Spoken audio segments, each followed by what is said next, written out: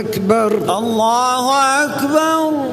ঈদুল ফিতর ও ঈদুল আজহা উদযাপনের মধ্য দিয়ে 2026 সালের বড় ধর্মীয় উৎসবগুলোর পরিসমাপ্তি ঘটেছে বাংলাদেশ সহ বিশ্বের মুসলিম সম্প্রদায়ের মধ্যে। সাম্প্রতিক ঈদুল আজহা উদযাপিত হয়েছে গত বৃহস্পতিবার 28 মে বাংলাদেশে। এর আগে ঈদুল ফিতরও ধর্মপ্রাণ মুসল্লিরা যথাযথ ধর্মীয় ভাব গাম্ভীর্যের সঙ্গে পালন করেন। দুই ঈদ শেষ হওয়ার পর স্বাভাবিকভাবেই মুসলিম সমাজে এক ধরনের আবেগ ও শূন্যতার অনুভূতি তৈরি হয়। ঈদের আনন্দ, পারিবারিক মিলন ও সামাজিক উৎসব শেষ হয়ে গেলে পরবর্তী ঈদের অপেক্ষা শুরু হয়। তবে নতুন খবর হলো, আগামী বড় ঈদ পেতে অপেক্ষা করতে হবে দীর্ঘ সময়।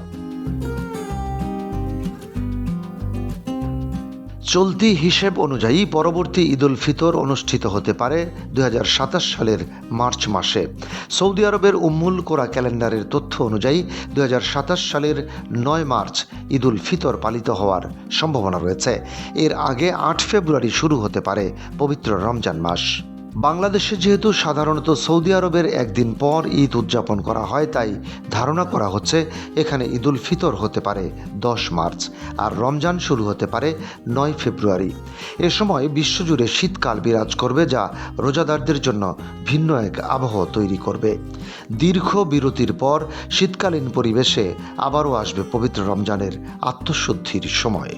অন্যদিকে ঈদুল আজহা নিয়েও সম্ভাব্য সময়সূচি জানা গেছে। উম্মুল কোরা ক্যালেন্ডার অনুযায়ী 2027 সালে সৌদি আরবে কোরবানির ঈদ হতে পারে 16 মে।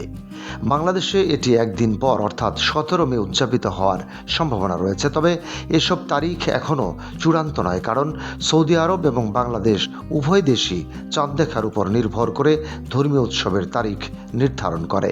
ফলে আকাশে চাঁদ দেখার উপর ভিত্তি করেই চূড়ান্ত ঘোষণা দেওয়া হবে। বিশেষজ্ঞদের মতে ক্যালেন্ডারের পূর্বাভাস শুধু সম্ভাব্য সময় নির্দেশ করে, চূড়ান্ত সিদ্ধান্ত ধর্মীয় কর্তৃপক্ষই দিয়ে থাকে। এ কারণে প্রতি বছরের মতো এবারও চাঁদ দেখার বিষয়টি গুরুত্বপূর্ণ ভূমিকা রাখবে। সব মিলিয়ে এবারের ঈদ শেষ হলেও মুসলিম উম্মার সামনে রয়েছে দীর্ঘ অপেক্ষা। তবে এই অপেক্ষার পর আবারও আসবে আনন্দ, উৎসব এবং ধর্মীয় আত্মশুদ্ধির পবিত্র সময়। ডেস্ক রিপোর্ট, বাংলাবাজার পত্রিকা।